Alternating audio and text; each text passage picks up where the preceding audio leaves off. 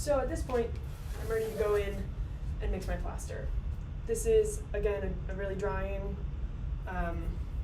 material. So if you have eczema or something, it might be a good idea to wear a glove. It might be a good idea to cover your hand in Vaseline first.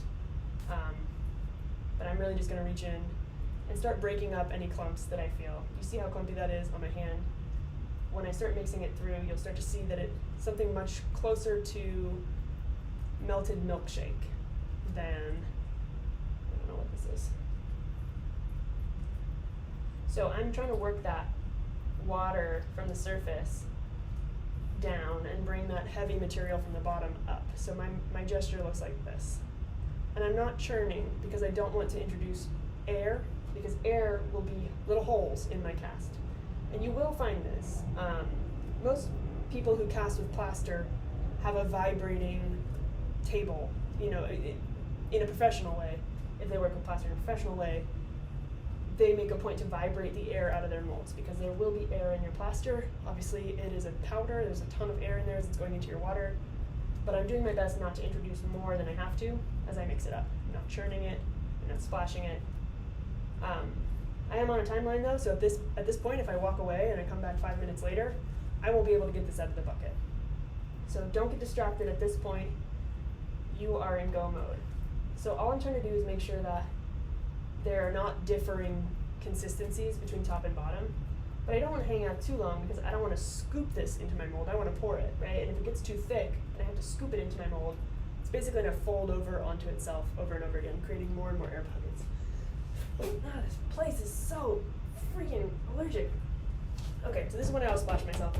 I usually take a couple moments just to vibrate the bucket. Again, that's to get air out. I don't know if you guys can see all the air bubbles on the surface. There's a lot.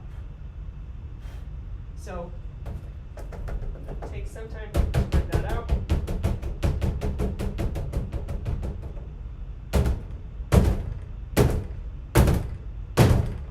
Okay. So, I don't know if you can see that. It's pretty hard to see. The plaster is very, very white. That's as it's meant to be.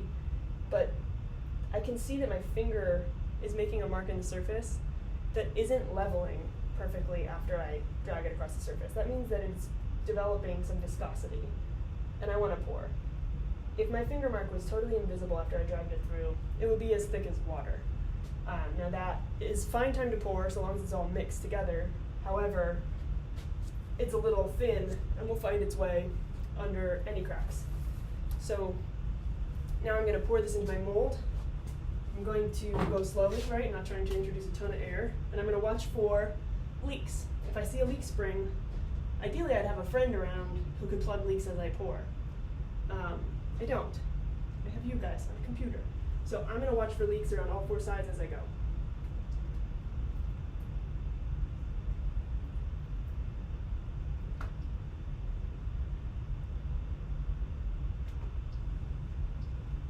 One telltale sign of leaks is if you are pouring and the level's not rising. I don't have that issue right now. Yeah, significantly less material in this bucket than I set out to pour. That is just the nature of the size of my bucket. And I knew that going into it. Hopefully you won't be surprised by the volume that you mixed. I am just kind of scooping the rest of this into the mold, and now a bunch of urgent stuff needs to happen. I need to get this increasingly creamy, do you see how thick that is now? Increasingly creamy material out of my bucket. If I had excess, I would go pour it in the trash. I don't really have excess, I actually have dearth. I don't have enough. So I am going to go straight to the sump bucket over here. It's pretty gross, but that's okay. Just using the water off the surface of this bucket to rinse my plaster before it hardens. I really want to avoid a situation where I have to chip this out because it's really more work than it's worth. Okay, so all the large plaster is out of here. I'm going to just use some water from the sink. I'm not going to pour it down the sink.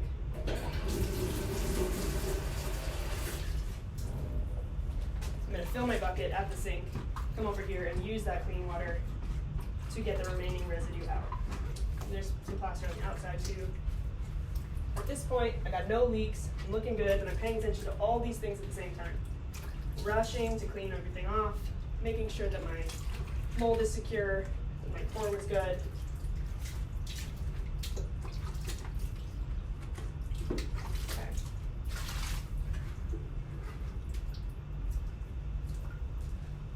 So that looks pretty good. That looks like what I started with. That's the dry plaster that I started with. Okay. I plaster my hand. I'm going to get that out in the sump bucket as well. As much as it is gross.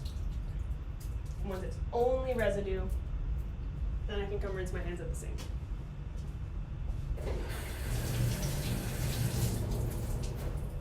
Now if I did have a spill in my mold, or a leak in my mold, it's counterintuitive. I would plug it, but if it really went everywhere and it was just a losing battle, I wouldn't wipe it up with a sponge. I wouldn't try to clean it up with a paper towel. I would wait for it to set up and then I would chip it off. Otherwise it'll just embed in the sponge. So at this point, I can still vibrate my mold. Actually, you can see that quite clearly. I'm going to bring this over.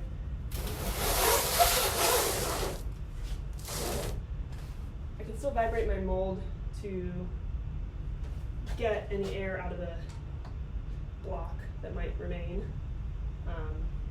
This is such an awkward thing. You can see it's still sloshing around in there. It's pretty hard to see that there are air bubbles still rising to the surface. Let's see if I can get that closer. Of course, every time that I move or vibrate this mold at this stage, I introduce the possibility of breaking one of my seals. But do you see this, like this air bubble right here, you guys can see rose to the surface and I can pop it. Any air I get out now won't be some hole that I find in the bottom of my mold later. As I'm carving down to the final surface, that sphere I really want just happens to coincide with the placement of an air bubble. Now, an air bubble, you can imagine, will be like a pockmark on the surface of my carving. And there's a lot of air in here, as there always is. I don't know if you guys can see these. These are quite large, these air bubbles that are coming up. There will come a point where when I pop these bubbles on the surface, they stay craters instead of leveling out like water.